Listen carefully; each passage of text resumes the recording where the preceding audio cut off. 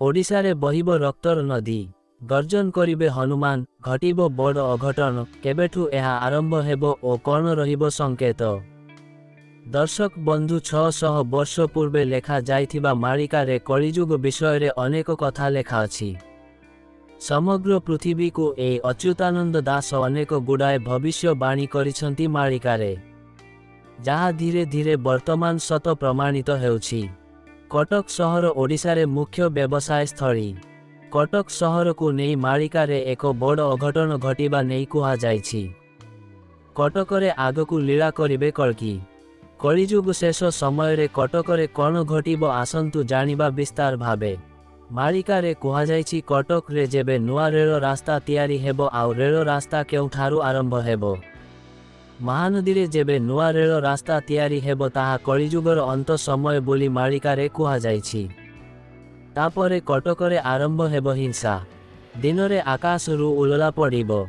महापुरुष अच्युतानंद आहुरी मध्य कहिसंती रानीहाट ठारू तुलसीपुर जाए रक्तर नदी बहिबो। कटकर चांदनी चौक ठारे हिंदू मुस्लिम भितरे युद्ध आरंभ हेबो। हणाकटा लागी रहिबो। आउ एही घटना मंगलवार दिन हिन घटिबो। सेही समय रे प्रभु हनुमान गर्जन करी उठिबे। कटकरे महासमर लागिबो। महापुरुष आगकू कहिसंती पश्चिम दिगरु सन्यासी कटकरे प्रवेश करिबे। आउ सेही दिन किछि छद्मवेशी मुसलमान सैन्य कटकरे प्रवेश करिबे। प्रथमे सेमाने हणाकटा आरंभ करिबे। सेही समय रे हनुमान गर्जन करी उठिबे।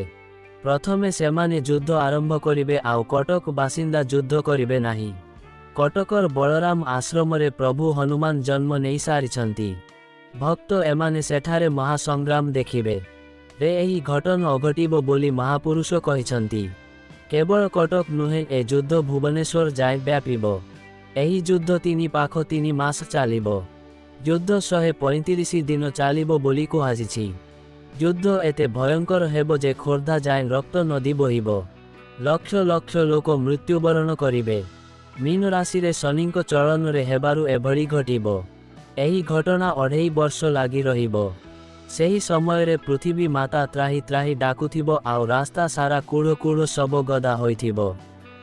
तेबे ए सबु मारिकारे कुहा जाइछि कौनसी मन गड़ा कहानी नुहे। बंधुगण आपण मानंकु एही पोस्टटी भल लागिथिले आम पेज को लाइक और शेयर करंतु। एथिसह आपणको नामर आरंभ अक्षररु होइथिले आमकु कमेंट करिकि जणाइबाकु मध्य भूलंतु नाही। धन्यवाद।